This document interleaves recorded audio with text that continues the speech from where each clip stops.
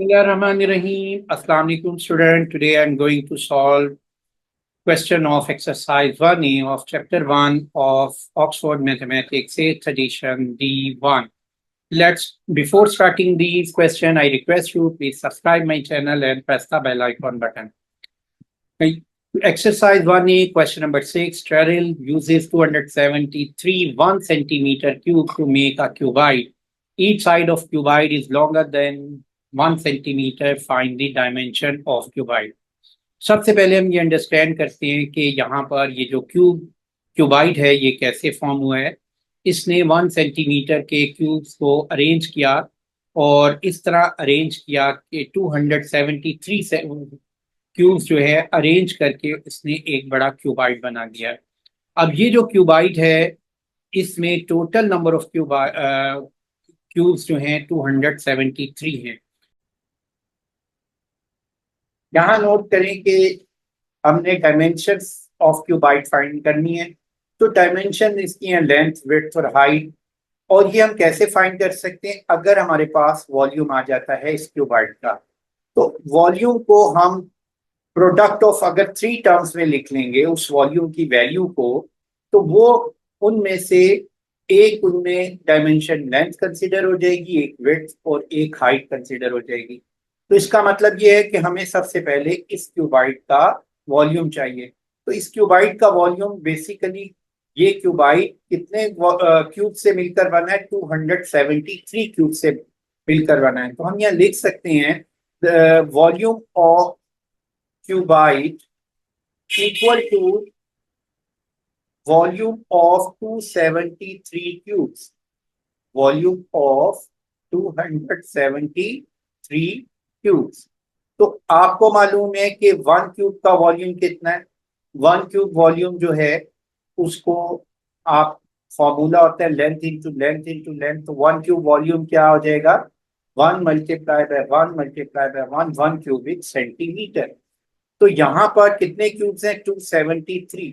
तो volume of 273, तो 273 multiply by volume of 1 cube.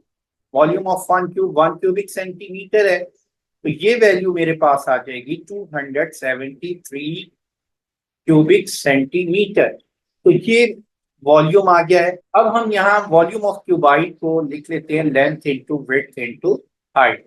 देखें यहाँ पर 273 नंबर को अगर मैं प्रोडक्ट ऑफ 3 टर्म्स में लिख लूं तो मेरे पास ये डायमेंशन आ जाएंगे। तो इस नंबर को 273 को हम क्या करेंगे?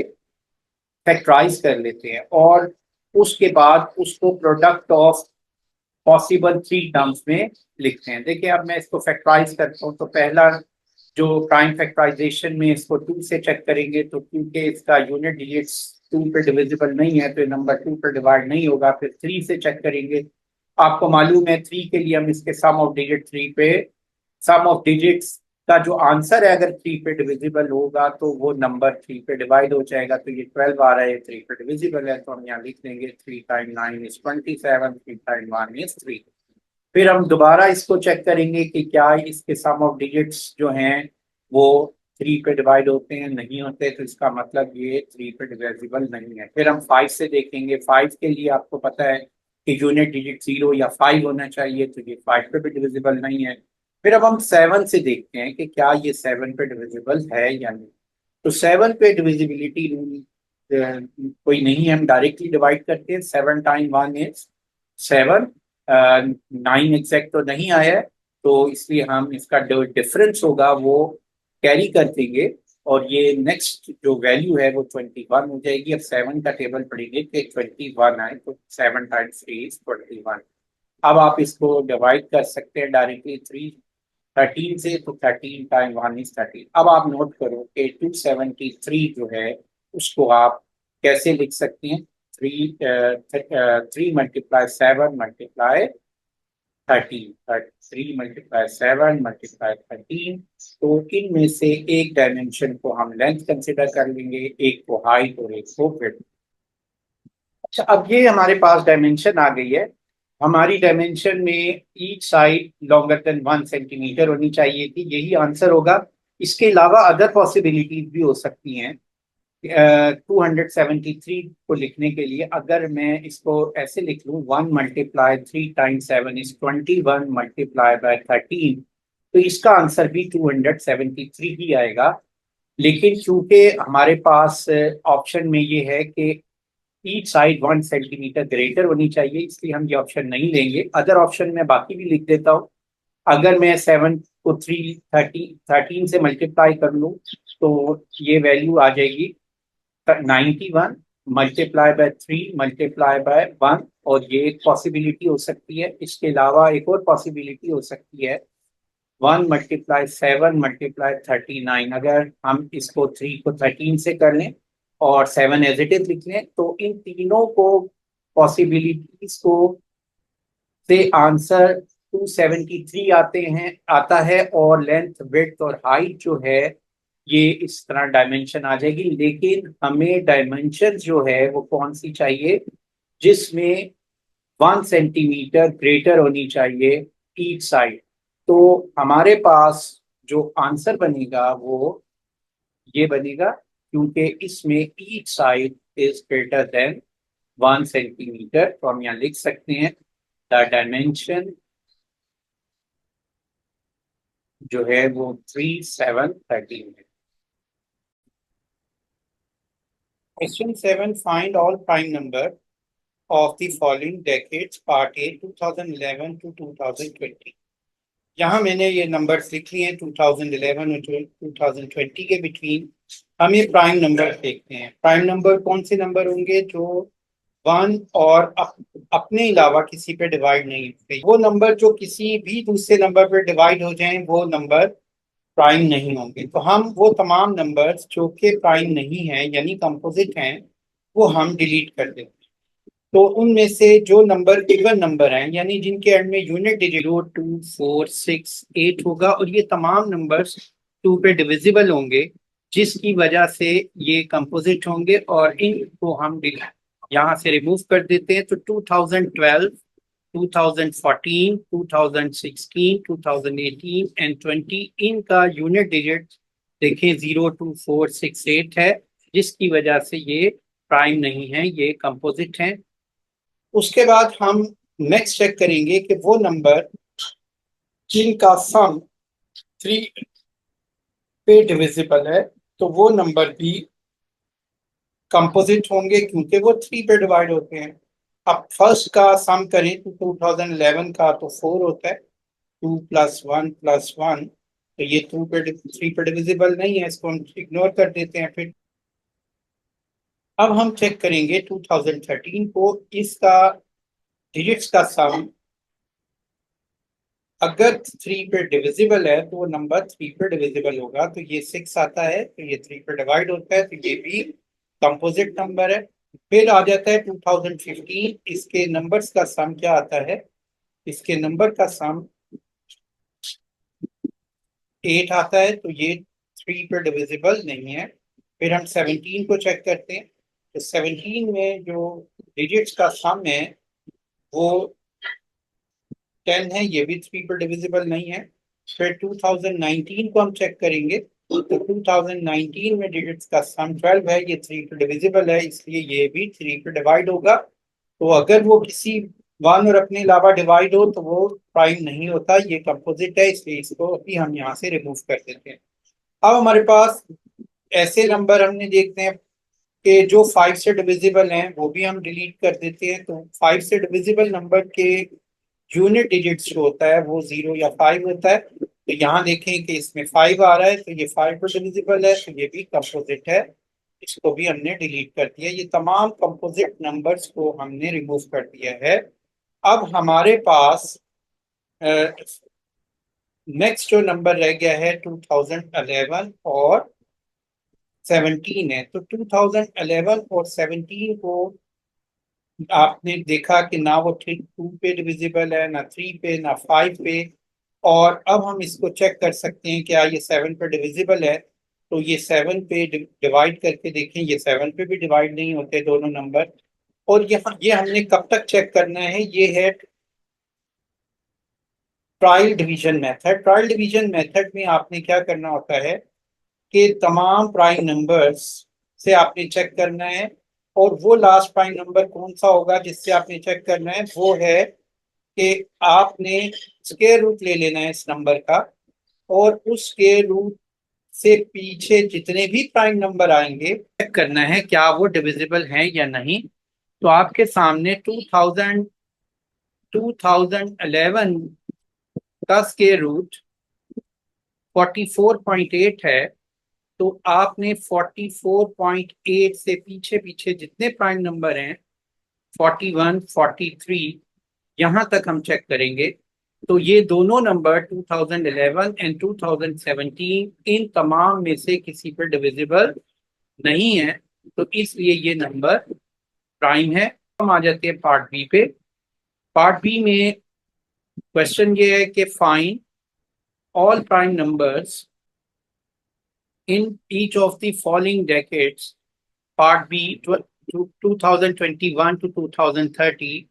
अब आपने इन तमाम नंबर जो 2021 से 2030 के बिटवीन आ रहे हैं उनसे चेक करना है कि क्या ये प्राइम हैं या नहीं। तो देखें, सबसे पहले वो नंबर्स जो किसी भी नंबर से डिविजिबल हो वन और अपने अलावा, वो कंपोजिट होते हैं। तो ऐसे नंबर जो 2, 3, 5 प्राइम नंबर्स में से किसी पे भी डिवाइड होंगे तो वो नंबर प्राइम नंबर नहीं रहेंगे। तो आप इनमें जिनके यूनिट डिजिट्स 2 पे डिविजिबल हैं, या यूं कह लें कि वो नंबर्स जो इवन नंबर हैं, तो वो तमाम नंबर 2 पे डिविजिबल होंगे। और ये तमाम नंबर जिसको मैंने मार्क किया है ये इवन है, इसलिए 2 पे डिविजिबल है, तो ये प्राइम नहीं है, कंपोजिट है। इनको हम क्या करेंगे, रिमूव कर देंगे। और ये कंपोजिट है, ये भी कंपोजिट है क्योंकि 2 पे डिविजिबल होगा, और ये भी कंपोजिट है क्योंकि ये 2 पे डिविजिबल है। अब वो नंबर्स जिनके एंड में 0 या 5 आ रहा है, वो 5 पे डिविजिबल है, तो ये नंबर 2025 ये भी कंपोजिट है, ये भी हम रिमूव कर देते हैं। अब नेक्स्ट हमने चेक करना होता है 3 पे, कि वो नंबर जो 3 पे डिवाइड होते हैं, जैसे कि 2 + 2 + 1 का सम ऑफ डिजिट्स करें, तो अगर सम ऑफ डिजिट 3 पे डिवाइड होता है तो वो नंबर 3 पे डिविजिबल है। तो 2023 का सम करें तो इसके डिजिट्स का सम क्या आता है, 8 आता है, सॉरी 7 आता है। तो इनके डिजिट्स का सम 7 है, तो ये भी 3 पे डिविजिबल नहीं है, इसको इग्नोर कर देते हैं। 2027 है, इसका सम ऑफ डिजिट्स हम चेक करते हैं, ये 11 है, ये भी 3 पे डिवाइड नहीं होता 11, तो 2027 भी 3 पे डिविजिबल नहीं होगा। और फिर हम चेक करेंगे 2029, तो इसका सम भी 13 है, ये भी 3 पे डिविजिबल नहीं है। अब हम आ जाते हैं इन तमाम नंबर्स में से अब 5 के बाद हम 7 से देखते हैं क्या ये नंबर्स 7 पे डिविजिबल तो नहीं है। अब देखें 2023, 2021, इसको हम चेक करेंगे कि क्या ये 7 पे डिविजिबल है। अब ये 2021 जो है 7 पे अगर हम डिवाइड करें तो ये 7 पे एग्जैक्टली डिविजिबल नहीं है। इसके बाद हम चेक करेंगे 2023 को। तो 2023 जो है 7 पे डिवाइड करते हैं, 7 × 2 = 14, 6 वैल्यू जो है इसका डिफरेंस आ जाएगा 20 - 14, और 2 जो है हम साथ लिख लेंगे, तो 7 × 8 = 56, और यहाँ पर वैल्यू आ गई 6, और 7 × 9 = 63। तो ये देखें, ये 7 पे डिविजिबल है, तो ये भी एक कंपोजिट नंबर है, इसको भी हम रिमूव कर देंगे। अब हमारे पास 2021, 27 और 29 रह गए हैं। आपने इन सबको किन प्राइम नंबर से चेक करना है और कब तक करना है, वो आपको पिछले क्वेश्चन में भी बताया था कि ट्रायल डिवीजन मेथड में इन नंबर के आप स्क्वायर रूट ले लें, और वो जो स्क्वायर रूट की से जितने भी नंबर उससे पहले आ रहे हैं, प्राइम नंबर्स जो उससे पहले आ रहे हैं, उनसे आपने चेक करना है कि क्या ये डिवाइड होते हैं या नहीं। 2021 का स्क्वायर रूट आपको अगर आप लें तो क्या आता है,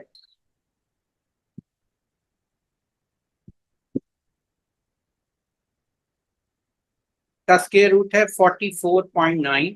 आपने इनको 44 से पहले पहले जितने भी प्राइम नंबर हैं उनसे इन सबको चेक करना है। तो अगर मैं इन सबको चेक करूं कि ये किन नंबर्स पे डिविजिबल हैं, तो 2029 जो है 2021 ये 43 मल्टीप्लाई बाय 47 के इक्वल होता है। और इसका मतलब ये हुआ कि 2021 जो है ये एक कंपोजिट नंबर है, तो हम इसको रिमूव कर देंगे। तो 2027 और 2029 ये दो नंबर ऐसे हैं जो इनमें से किसी पे भी डिवाइड नहीं होते। तो ये दो नंबर्स जो हैं हमारे प्राइम नंबर्स होंगे, जो अपने वन और अपने अलावा किसी पर डिविजिबल नहीं है। तो हम यहाँ लिख देंगे, ये भी हम रिमूव कर दिया हमने। तो this is the prime number and this is prime. Question number 8, if A and B are whole numbers such that A cross B equal to 2027, find the value of A plus B, explain your answer. देखें 2027 is a prime number, तो अभी हमने ऊपर इसको check किया है, it is a prime number। तो prime numbers को हम फैक्टर फॉर्म में कैसे लिख सकते हैं, 1 मल्टीप्लाई 2027। तो 2027 को मैं इस फॉर्म में लिख सकता हूं। और आपको पता है कि 2027 इसके इक्वल है A cross B equal to 1 multiply 2027। अब हम इसमें ये इसके कोरस्पॉन्डिंग A आ रहा है और इसके कोरस्पॉन्डिंग B आ रहा है, तो हम यहाँ लिख सकते हैं A equal to 1 and B equal to 2027। तो इनका हमने क्या फाइंड करना है, find the value of A plus B। तो A प्लस B इक्वल होगा 1 plus 2027, that's will be equal to 2028। This is the answer.